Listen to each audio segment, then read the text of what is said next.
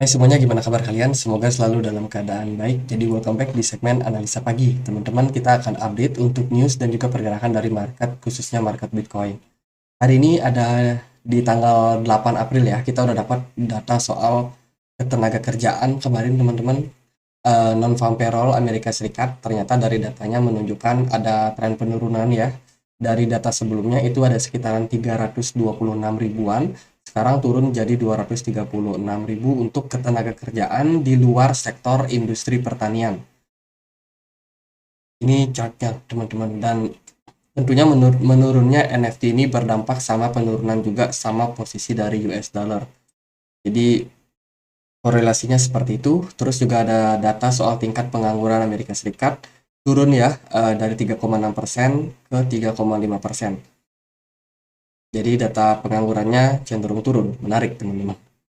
Dan ya itulah event penutupan di minggu ini teman-teman, dan hari ini hari Sabtu nggak ada event yang terlalu signifikan.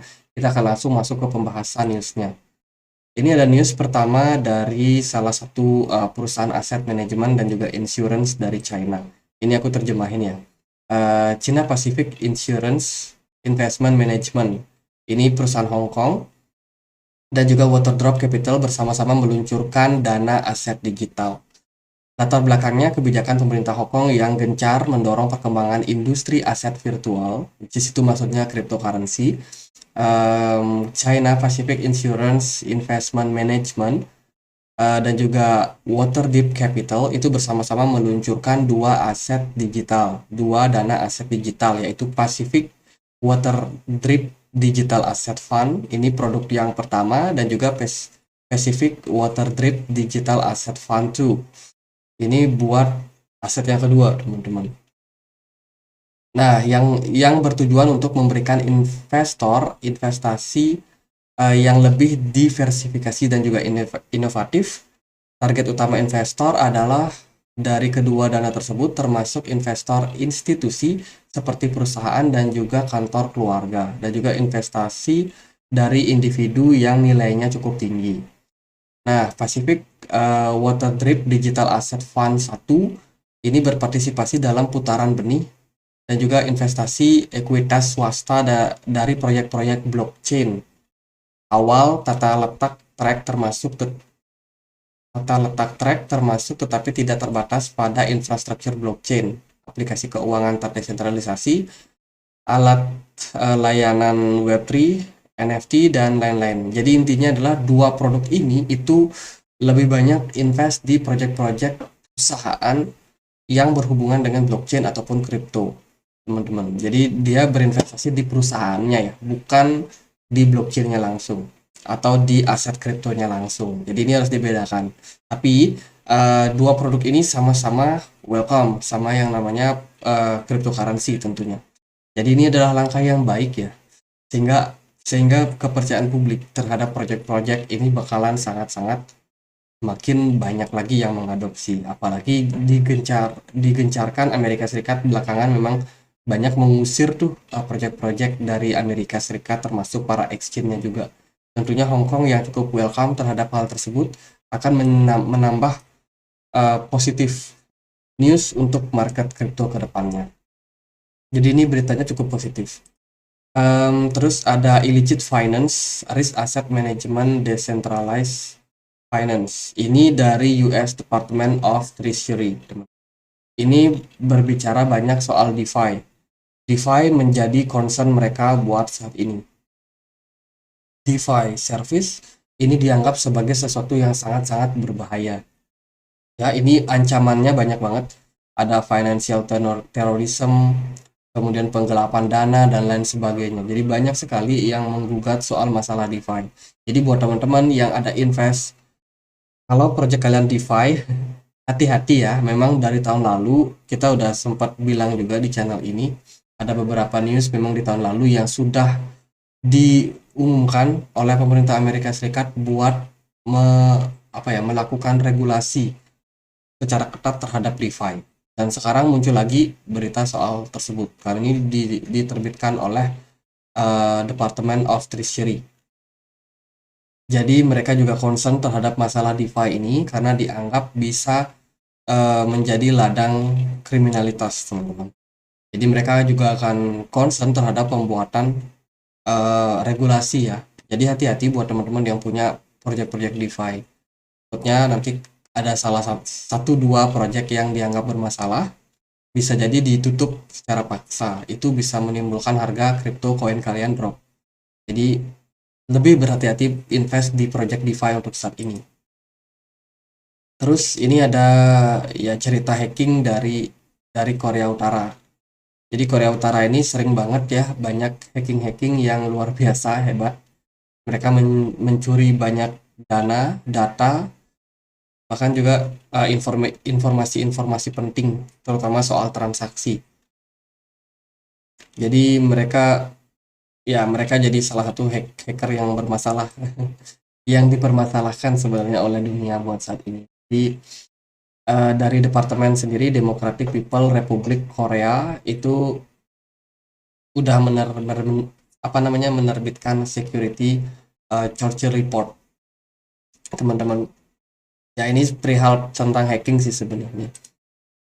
Terus juga ada berita soal Christine Lagarde ya, yang dia diwawancara katanya dia sangat mendukung CBDC, pembuatan CBDC buat Uni Eropa. Dia adalah gubernur European Central Bank, yang mana ketika diwawancara dia memang sangat mendukung CBDC. Kenapa? Karena itu bisa menghambat perusahaan-perusahaan besar seperti Meta yang kemarin mau meluncurkan aset kripto supaya jangan sampai gitu. Jadi mereka pengennya CBDC ini yang akan menjadi alat transaksi di Eropa sana, hingga tidak ada istilahnya dana keluar dari Eropa.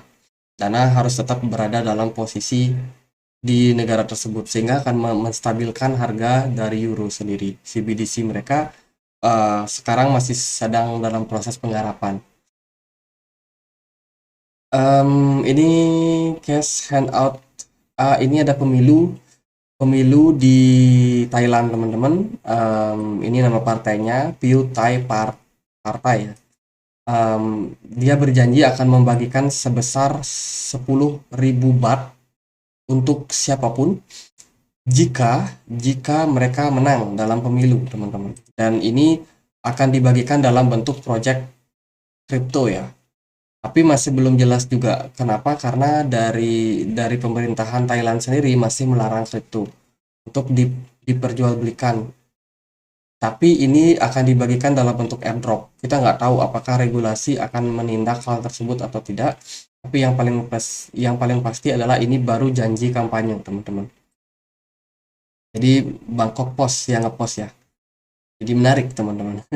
Janji kampanyenya ngasih airdrop berupa kripto dengan senilai 10.000 baht. Ya ini soal tadi bagaimana ketenaga kerjaan yang turun, teman-teman, dan sekarang kita akan langsung aja update untuk pergerakan dari market Bitcoin. Bitcoin belum kemana-mana ya, di perdagangan kemarin juga kita lihat US dollar dalam posisi sedikit naik setelah dia bertahan di level support di sini. Jadi sempat ketahan luar biasa di support ini dan tidak terjadi peningkatan yang sangat signifikan terhadap harganya. Dengan posisi seperti ini, saya rasa kedepannya masih bakalan menarik untuk melihat US dollar kembali terjun lebih dalam lagi. Dan tentunya akan men-trigger Bitcoin dan kawan-kawan akan semakin krusial lagi. Apakah dia bakalan kembali menguat ataupun justru stabil aja seperti harga saat ini. Sementara itu dari emas sudah menunjukkan fase koreksi ya. Tren koreksi dengan posisi volume yang turun, tapi volume smart money masih cukup kuat di market.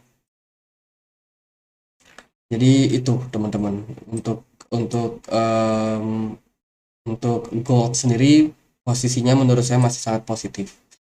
Terus crude oil ya kemarin masih menanjak lagi sekitar 0,5%. Ini minyak mentah, yang mana minyak ini akan cukup berpengaruh juga sama posisi inflasi nanti.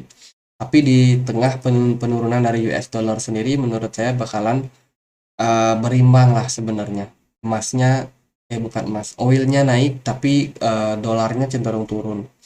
Kan ini bisa menyebabkan kestabilan harga juga buat oil ya teman-teman. Terus kalau dari posisi S&P 500 mana ya S&P? Kita belum cek nih.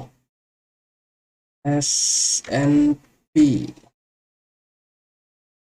yang ini kita akan coba cek S&P 500.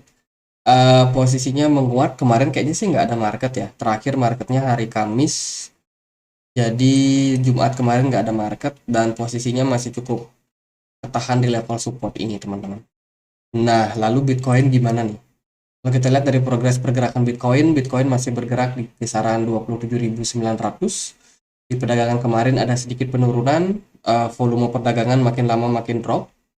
Ini udah terjadi sejak beberapa hari terakhir teman-teman. Sementara dari Whales sendiri masih cukup oke di market ya. Jadi Whales belum sama sekali meninggalkan Bitcoin, mereka masih tahan harganya. Ini sepertinya ada skenario wait and see dari banyak pelaku pasar. Buat posisi sekarang, mereka belum gegabah, belum berani mengambil tindakan yang sangat-sangat signifikan karena akan berdampak juga sama pergerakan market, bahkan bisa menyebabkan crash teman-teman. Jadi buat Bitcoin, dia masih bergerak di dalam sebuah rising wedge, bergerak di dalam sebuah rising wedge dan sekarang posisinya dia breakdown. Ini udah ada indikasi breakdown ya teman-teman. Berpeluang sekali untuk kembali mengetes level 26.700-nya. Jadi teman-teman yang mungkin dalam posisi sekarang pegang short, mungkin akan punya peluang lebih besar buat cuan ketimbang yang pegang long. Ya, disertai dengan volume yang rendah seperti ini, volume smart money kalau kita lihat di time frame 4 jam itu makin lama makin turun teman-teman, apalagi kita udah masuk weekend ya. Bisa jadi makin turun lebih dalam lagi, tentunya ini bisa menimbulkan manipulasi terhadap market yang lebih leluasa. Bisa jadi pump and dump bisa tercipta di hari Sabtu ini, mungkin sampai hari besok juga di hari Minggu. Jadi masih tetap harus hati-hati. So far sih pergerakannya sideways, misterius, dan belum terlalu pasti kemana arah daripada pergerakan Bitcoin. Kalau dari saya masih dalam posisi wait and see sambil cicil altcoin. Kenapa altcoin? Karena altcoin udah pada turun disebabkan karena BTC dominance-nya yang menguat. Ini BTC dominance sudah menguat dan altcoin rata-rata banyak yang drop ya. Jadi yang drop-drop itu dicicil pelan-pelan lah. Karena dalam posisi sekarang kita nggak tahu pasti apakah Bitcoin bisa turun agak dalam lagi, apalagi ada narasi kuat soal pivotnya The Fed. Jadi ini bisa menjadi sesuatu yang menarik untuk kita nantikan. Kalau The Fed sampai benar-benar QE lagi, aliran dana makin banyak masuk ke market, ya siap-siap aja kripto bisa rally lagi teman-teman. Dan juga market saham pun juga bisa kena dampaknya. Mengingat sekarang kan PHK makin banyak, terus juga ada banyak sekali perusahaan-perusahaan yang udah mulai goyang ya, udah mulai goyang soal pendanaan mereka. Kemarin juga para perbankan udah mulai goyang juga. Tentunya ini adalah berita yang positif buat The Fed yang bisa saja mengambil opsi buat pivot buat menyelamatkan ekonomi. Karena memang menurunkan inflasi tampaknya sulit sekali, teman-teman. Jadi ya buat Bitcoin menurut saya gitu dulu sih. Market masih sideways dan ya nggak terlalu gimana-gimana. Buat pergerakan harga juga paling naiknya 0, sekian persen, turunnya juga 0,5%, jadi nggak terlalu signifikan, nggak terlalu ideal buat ditradingkan. Jadi gitu aja buat analisa kali ini, semoga bisa bermanfaat buat teman-teman. Jadi sekian aja akhir kata, saya Andri, makasih.